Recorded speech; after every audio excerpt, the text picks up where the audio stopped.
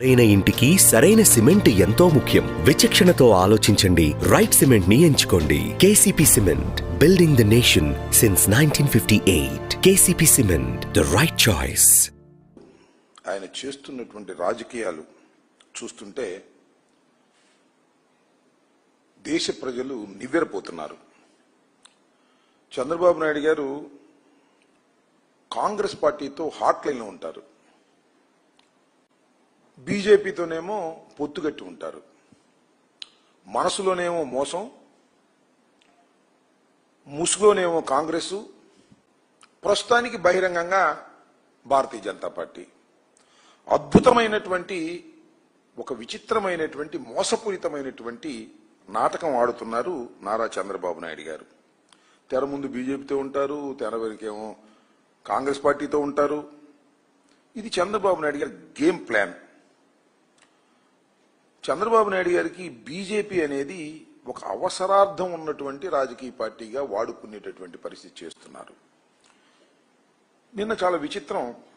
హైదరాబాద్లో మనకు ఒకప్పుడు ఉమ్మడి రాజధాని, నందమూరి తారక రామారావు గారు కూడా హైదరాబాద్ రాజధానిగా ఉన్నటువంటి ప్రాంతాన్ని, మన ప్రాంతాన్ని ముఖ్యమంత్రిగా చేసినటువంటి వ్యక్తి. ఆయన విగ్రహాన్ని ఆవిష్కరించారు. ఎవరు ఆవిష్కరించారు? కాంగ్రెస్ పార్టీ ముఖ్యమంత్రి గారు ఆవిష్కరించారు. ఆవిష్కరించకూడదని కాదు నా ఉద్దేశం.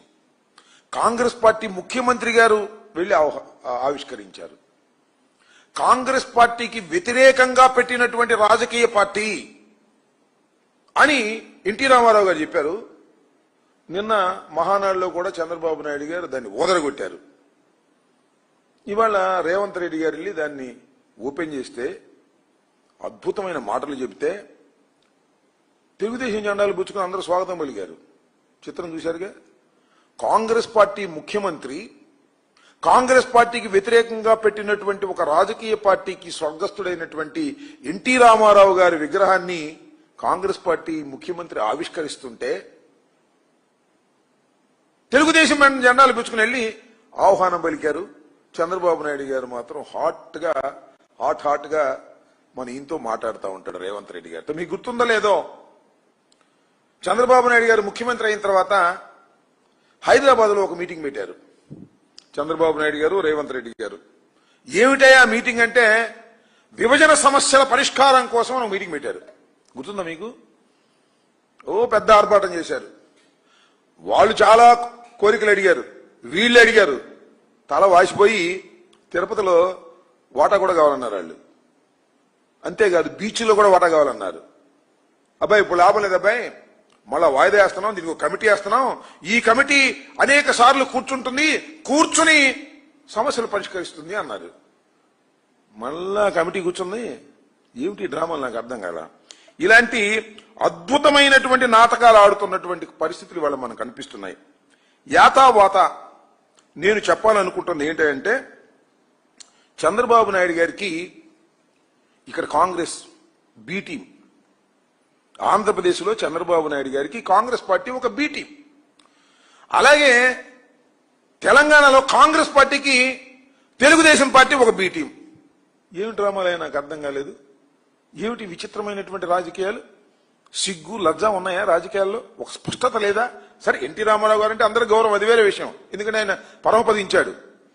నీకు తప్ప అందరికీ గౌరవం, చంద్రబాబు నాయుడు గారికి తప్ప అందరికీ గౌరవమే, దానిలో సందేహం లేదు. కానీ ఇలాంటి అనైతికమైన రాజకీయాలు నడుపుతున్నటువంటి వ్యక్తి నారా చంద్రబాబు నాయుడు గారు. ప్రతిసారి ఇది ఇలాగే జరుగుతోంది. అవసరం వచ్చినప్పుడల్లా కాంగ్రెస్ పార్టీ మీద లవ్ అండ్ ఎఫెక్షన్ చూపిస్తాడు. మనం చూశారు కదా, తెలంగాణలో కాంగ్రెస్ పార్టీతో కలిసిపోయాడు, ఎన్నికల ప్రచారానికి వెళ్ళాడు, తుక్కుగా ఓడగొట్టారు, అది వేరే అంశం. ఎప్పుడు ఏ పార్టీతో కలుస్తాడో చంద్రబాబు నాయుడు గారి రాజకీయం ఎవ్వరికీ తెలియనటువంటి రాజకీయం, మోసపూరితమైనటువంటి రాజకీయం. అలాంటి మోసపూరితమైన రాజకీయాలు ఇవాళ చంద్రబాబు నాయుడు గారు చేస్తున్నారు. ఆల్రెడీ ఈ విషయం భారతీయ జనతా పార్టీ కూడా తెలిసి ఉంటుంది. వాళ్ళు మేధావులే, భారతదేశాన్ని పరిపాలిస్తున్నారు కదా 3 సార్లు నుంచి, వాళ్ళకి తెలిసే ఉంటుంది. ఈ మధ్యన చంద్రబాబు నాయుడు అసలు బీజేపీకి సీటే లేదన్నాడు, పార్లమెంట్ సీటు. అంటే అర్థమవుతుంది కూటమిలో చంద్రబాబు నాయుడు గారు చేస్తున్నటువంటి సిగ్గుమాలిన అనైతికమైన రాజకీయాలను భారతీయ జనతా పార్టీ కూడా కనిపెడుతుంది.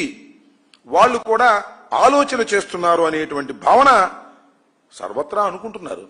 ఇప్పుడు ఏం జరిగిందో తెలియదు. చంద్రబాబు నాయుడు గారు ఎప్పుడు ఏ పార్టీతో జత కడతాడో, ఏ పార్టీకి వెన్నుపోటు పొడుస్తాడో, ఏ పార్టీని వదిలేస్తాడో అనేది మనం చిన్నప్పటి నుంచి చూస్తున్నాం. మా చిన్నప్పటి నుంచి కాంగ్రెస్ తో, సిపిఐతో, సిపిఎంతో, బీజేపీతో, పవన్ కళ్యాణ్తో, ఒక్క వైఎస్ఆర్ కాంగ్రెస్ పార్టీతో తప్ప అన్ని పార్టీలతోనూ కలిసినటువంటి మేధావి, మోసగాడు అలాంటి వ్యక్తి నారా చంద్రబాబు నాయుడు గారు చేస్తున్నటువంటి ఈ రాజకీయాలు చూస్తుంటే దీన్ని అంటారేమో. మరి మొన్నది మహానాడు ఏమన్నారు, హైబ్రిడ్ మహానాడు అంట. ఏం హైబ్రిడ్ నాకు అర్థం కాల. ఇది హైబ్రిడ్ రాజకీయాలు. బీజేపీ, కాంగ్రెస్ ఆ రెండింటికి పడదు, రెండు ప్రత్యర్థి పార్టీలు. కానీ చంద్రబాబు నాయుడు గారు రెండింటిని మేనేజ్ చేస్తాడు. This is hybrid. అద్భుతమైనటువంటి హైబ్రిడ్ రాజకీయాలు నారా చంద్రబాబు నాయుడు గారు చేస్తున్నారని చెప్పడానికి ఇంతకన్నా పచ్చి ఉదాహరణలు ఏమైనా ఉంటాయా నేను అడుగుతా ఉన్నా.